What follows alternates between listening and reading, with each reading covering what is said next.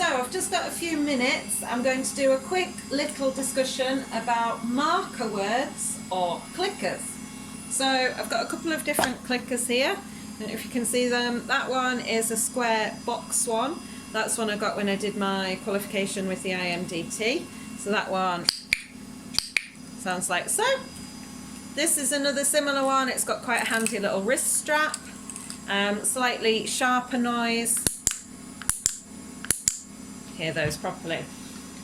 So instead of clickers, we can also use a marker word. So my personal marker word that I tend to use with Jasper is yes. Some people like to use good. The reason I personally don't use good is because I tell Jasper he's a good boy or a good dog all the time. So I want the marker word to be something different from that and something slightly more specific. People use nice as well, or okay, or anything you like really. It's just a word we choose that means to the dog, yes, well done, you've done something really good. So all we do to start with, what we call charge up our clicker or our marker.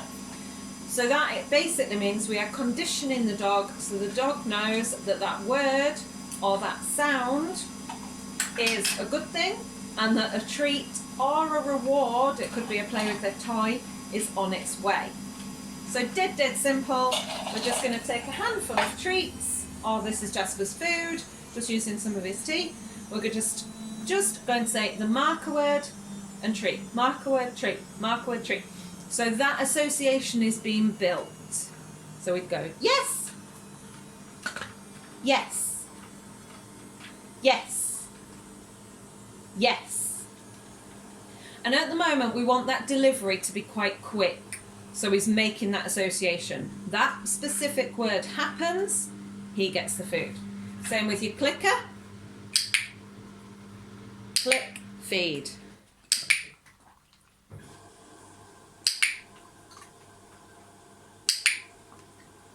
So he just knows that that sound then means that food is coming.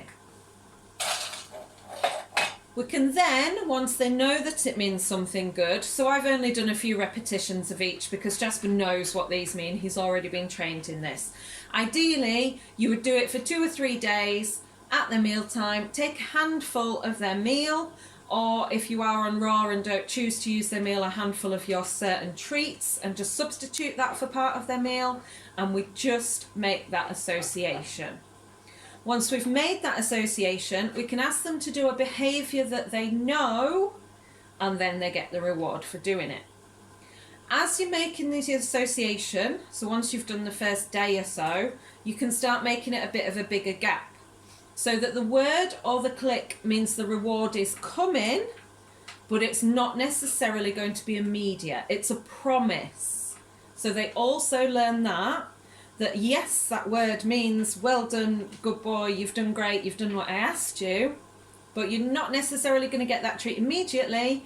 You might have to hold that behaviour for a little while, then you get the treat. So that helps as we advance our training further. So, Jasper, sit, yes, and he gets the treat.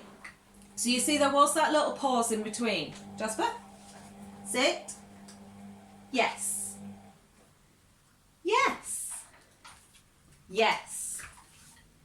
So you see how that yes is saying him, well done, you're doing great, keep doing what you're doing. And that also then builds up the duration of the position, yes, okay. And then we can release him from that. Same with the clicker. Jasper, sit.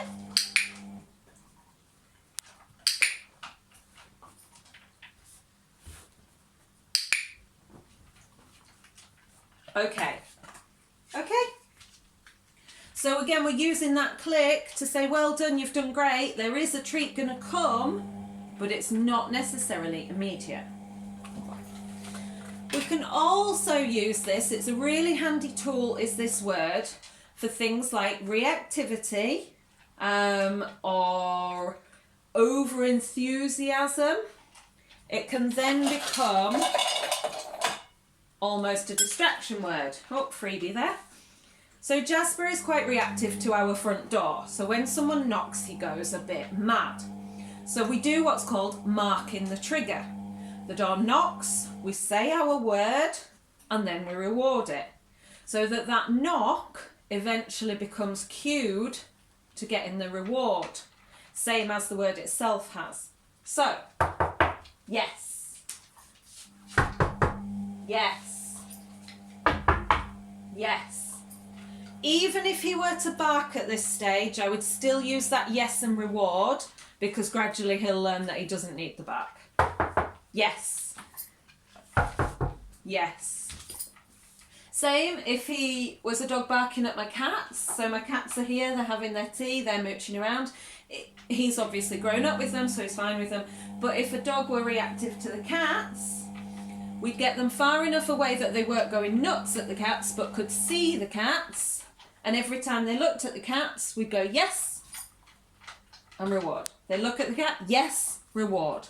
Look at it, yes, reward. So we're just conditioning that actually those cats and looking at them means we get a reward. Just changing that behaviour. Same with the clicker. We look at the cats. We're not reacting to the cats. We get a click and a reward. We're not reacting to the dog. Click and reward. So in the initial stages of this, you want the click or the mark to be pretty close to the event that stimulates them, that causes that reaction. So that word is getting in there and saying, yes, we're doing well, we don't need to shout at the cats, we're going to get that reward. Oh boy.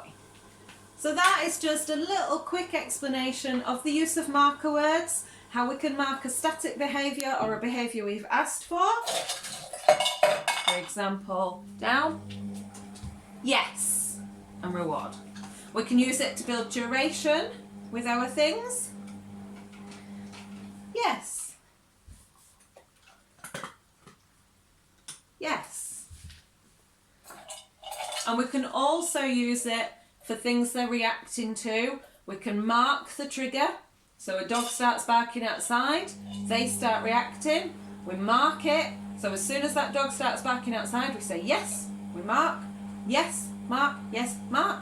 So that now our dog learns that when that dog barks outside, oh, we come running to me because we're going to get a reward for it.